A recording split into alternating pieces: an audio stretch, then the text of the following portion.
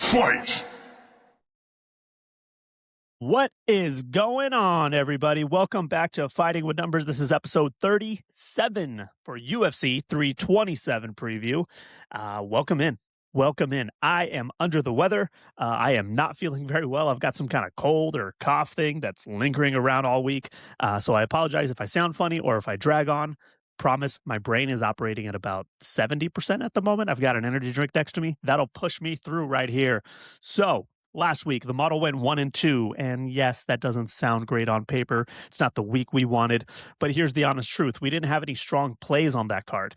Even squeezing out one win out of the lean slate is a notch in the right column, right? We had 3 total fights modeled, 2 were underdogs, 1 was a stay away spot. Out of the 2 underdogs, we hit 1. That's a positive day. That's a positive day. It's a small day at the office. It's honest work. We don't force action, right? And we don't panic when a quiet week produces a quiet result. So here we are. Overall on the year, we sit at 38, 16, and 5. That's still 70%. So we're still in great shape. The process holds. We're in April and we're holding strong. This point last year, the model was not doing this well. So I am very happy with where we are right now. Shout out the Paramount era. This week, though, we've got big fight energy. UFC heads to Miami for UFC 327. Yes, a numbered event. And the main event has a title on the line. Yes, we've got a title fight for a real division. The vacant light heavyweight championship is on the line. Former champion Jiri Prochazka, the wild man, against the very hungry Carlos Ulberg. One of the more fascinating stylistic matchups, I think, of the year. So there's tons of data on this card. The model had 10 total fights they could run through, which is very exciting, very fun when I have that much stuff to run data on. For the podcast, I'm only going to hit 4 because I don't have enough time or the energy currently to run through 10. But 4, I think, will be fun. You got to check out the Substack for the rest of it or reach out to me, and I still have the web app available for anyone who wants to look at the modeled picks. It's got fight data. You'll actually get a preview of it in a minute here on the screen. It's kind of the layout it has, but it's got everything. Reach out to me. Find me. Where do you find me? Well, just remember, I am Rob Moreno, a.k.a. Bobby Knuckles, a.k.a. The Robbio. Find me on across all social medias at The Robbio. Full model breakdowns and written reports live where? At fightnumbers.substack.com. Let's get into it. Let's go. Let's head down to the prelims, and this week's edition of Why is this fight happening in 2026 goes to Kelvin Gastelum versus Vicente Luque. Kelvin Gastelum has managed just 4 wins since 2019. My friend, my brother, what are we doing? Sitting at 4-7 in that total stretch. His most recent win came against Dustin Stolfitz in September, a fight he somehow missed weight for by 5 pounds, by the way, in a middleweight bout. And this isn't his first offense at the scale misses. We know that. I've talked about that. 4 career weight misses for Kelvin Gastelum, with plenty of other weight drama sprinkled in over the years, including moving fights up a weight class because he's not going to make weight. At this stage of his career, the weight issues are as reliable as the losses are, if I'm being honest. Across from him, Vicente Luque has had a longer run of success, but is definitely trending in the wrong direction too. Since 2019, he's 9-6 in the UFC, but 5 of those losses have come recently. Only 2 wins since 2023, by the way. He enters this one on a 2-fight losing streak. He's also making a move up to middleweight for this fight. He's traditionally a welterweight, which one has to assume is for our buddy Kelvin Gastelum, El Taco. Both men, 34 years old. Both fighters are on the back half of their careers, absolutely. And yet, here's where the model finds something interesting. Let's take a look. Look at this pretty little webpage I made. Look at that. Isn't it pretty? If you're only listening on the pod, check out YouTube because you can see this beautiful, beautiful demonstration of what my model may look like. Vicente holds a 4-inch reach advantage at 75 inches, and despite the recent struggles, his XR percentage still sits at 56% compared to Kelvin Gastelum's, who's down at 50%. Honestly, I expected it to be lower, but neither number's impressive. Honestly, one is just clearly better than the other. I'd rather be at 56 than 50. The striking tells a real story. Luque lands 4.83 significant strikes per minute with a negative 0.47 differential. The negative is a concern, but his 51% head strike accuracy is noticeably sharper than Kelvin Gastelum's, who's down at 42%. He's missing a lot of throws. Both men have scored 10 knockdowns in their UFC careers, but Gastelum has been dropped 8 times. 8 times. That chin has been visited repeatedly. Now, Gastelum lands 3.67 significant strikes per minute with a positive 0.15 differential, barely positive. And as I mentioned, he has no finishes since 2017. His last knockout was 9 years ago. I'm not sure he still carries the power he used to have. The grappling is honestly kind of thin for both as well. Neither man attempts takedowns at a meaningful rate, close to one attempt per 5 minutes each. So we may see a total of like 3 takedowns attempted in this fight. But Luque has 10 submission attempts, turning those into 6 submission victories. Sneaky, sneaky. And Gastelum, he's lost 3 fights by submission in the UFC. Interesting indeed. That's a matchup problem hiding in honestly plain sight. The model, when ran, check this out. Boom, it lands on the underdog, Vicente Luque. It receives actually a 64% win probability. He's currently sitting at around plus 200, plus 205. I think I ran through the model. The implied probability on that line is around 33%. Our model has him winning probably closer to 2/3 of the time currently. Now, the confidence level, as you can see, isn't sky high. This isn't a hammer the dog type of situation. It's not a slam dunk, but a chance to fade a weight missing, chin compromised fighter on the slide, on the decline at a plus 200 price. That's a swing I'm taking. It's a puncher's chant, is kind of I label on my model. Vicente Luque plus 200, plus 205. He's going on my slip. I'm grabbing him. Now, I apologize if I'm yelling on the podcast this week. I believe my head is completely congested and I cannot hear very well. But moving on, you heard it right, though. We're starting with an underdog. Now we move into maybe a fighter who doesn't get the credit she deserves, honestly. We got Tatiana Suarez versus Lupita, Godinez. Tatiana Suarez is 11-1 professionally. Her only loss was a title fight against what many considered one of the greatest fighters, Weili Zhang, a fight she took after nearly 2 years away from the cage, by the way, and she still went all 5 rounds. That's not a loss that defines her, honestly. She's bounced back in September with a decision win over Amanda Lemos, and now at 35, she's looking to keep her name in the title picture. She wants another shot. Her career's kind of been plagued by injuries, time off. It's been a very inconsistent time in the cage. And this is some of the more consistency we've seen from her now in the cage. Can she bounce back and make another run, make it exciting again? She's been a little bit down in most people's books, just not providing the excitement she used to bring to the cage. Can she return to that? Well, across from her, someone who does know how to make it exciting, Lupita Godinez, 32 years old, riding a 2-fight win streak, most recently a decision over Jessica Andrade last August. Not exactly the most impressive of wins. Lupita is a legitimate threat, though, and she's a fighter who could make a case for contendership with the right results. This is a meaningful fight for both women, to be honest, in the division. The physical picture favors Tatiana Suarez. She's got a 3-inch height advantage and a 5-inch reach advantage at 66 inches. Size is a factor in a grappling-heavy matchup. XR percentages. Suarez, 73%. That is a dominating fighter. Godinez, 61%. Still very respectable. Tatiana controls her fights. That number just reflects it. The styles here couldn't be more different, and that contrast is what makes this matchup so fascinating. Lupita Godinez spends 60% of her time at distance.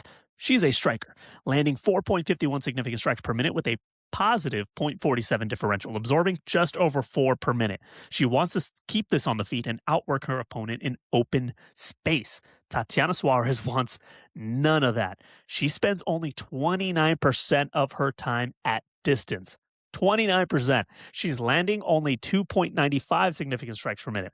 And I always flag that number. Anyone remember why? You in the front. Anything under 3 per minute in the strikes better come with a very clear answer to the question, where else does this fight get won? Tatiana's answer is loud and clear. And by the way, she still avoids damage, though. She absorbs less than 1.58 significant strikes per minute. That is very impressive. She is very elusive because she wants to take it to the ground. 83% control rate in clinch and ground time, 59% of time spent in a controlling position, and she's attempting 11.67 takedowns per 5 minutes. Not always efficient, but relentless, and that can be a working formula at times, especially for a fighter like her. She does not stop coming. She does not let you breathe. Now, Lupe is no pushover here. She holds a 72% control rate and an 82% takedown defense. Those are strong numbers, but she hasn't faced a takedown offense like what Tatiana Suarez is about to bring. That 82% takedown defense is about to be stress tested.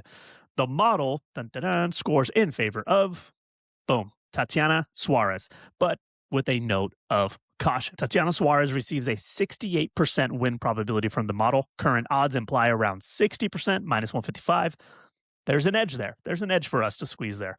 But it's not massive. The confidence isn't exactly full level here. The model just isn't delivering full confidence here. It sees real holes for Godinez to exploit if this stays on the feet, especially. So we are backing Tatiana Suarez, but this isn't an elite favorite for me. This is more of a volatile favorite. And at minus 155, it's worth sprinkling. Given the model's warning, though, it's probably just a smaller bet size for me than a full unit. I see the value. I'm going to respect the risk, though. So Tatiana Suarez at minus 155 is on the betting slip. Now, there are more analytically significant fights on this card, but I'd be doing a disservice if I didn't stop and acknowledge what's happening right here. Cub Swanson versus Nate Landwehr. Cub Swanson, man. Absolute legend. He made his pro debut back in 2004, WEC run starting in 2007, which got absorbed into the UFC when the WEC merged. He never won a title, but he never had to. He made everyone he faced better for fighting him. He gave us moments that featherweight fans will talk about for years, and I'm talking about true MMA fans. No, Cub Swanson is an absolute legend. Get the casual shit out of here. Now, at 42 years old, he's lacing him up one last time. His last fight was a TKO win over Billy Quarantillo in December of 2024. So he is coming back from like a year plus layoff, but he sits 3-3 in his last 6. For a guy who's 42 years old, you know, he's not riding into the sunset on a losing streak, at least. He's going out on his own terms. Across from him, Nate Landwehr. No young pup himself, by the way, at 37 years old. He's on a 2-fight TKO losing streak, also sitting 3-3 in his last 6. This is 2 veteran fighters with nothing left to prove and everything to enjoy. Cub still holds a 55% XR percentage. For a 42-year-old in his farewell bout, that's above average. Landwehr sits down at 44%. Boom, stake the red flag right there. It tells you he gives away rounds more than he wins them. The striking picture sets up a wide open brawl. Both men spend over 73% of their time at distance. This is staying on the feet. Full stop. Cub lands 5.25 significant strikes per minute with a positive 0.79 differential and has 10 knockdowns scored in the UFC. The finishing power is still there. He proved it in his last fight. That's something important to remember. Landwehr lands more at 5.63 significant strikes per minute, but it carries a negative 0.20 differential and absorbs nearly 6 significant strikes per minute. He takes punishment, I would say that. And with only 1 knockdown scored in his UFC fights, the finishing power doesn't back up the volume here. Cub Swanson has a chance to land a shot here. So where does this go? You know, there's not a lot of grappling information here. We're talking about 5 takedowns for Nate, 14 for Cub across a very long career. No need to go down there. Now, Nate Landwehr does have a 46% control rate in clinch and ground time, but is that really where this fight's going to go? This is going to stay standing. What does the model give us? Bam. Hey, look at that. It goes on the legend, Cub Swanson. Cub Swanson, 67.79% win probability. Currently, his odds are around plus 110. Now, the UFC most recently has a history of sending their retiring fighters out with favorable matchups. Let's face it. Look at what Michael Chiesa got out of his retirement fight. Whether intentional or not, the numbers agree this is the one. Plus money on what I believe to be the better fighter in his farewell bout. He's not exactly getting a younger, hungrier fighter against him either. That's a spot I'm willing to back. Cub Swanson, one last ride. He's labeled as a live dog in my model, plus 110. Let's send him off right. Let's go.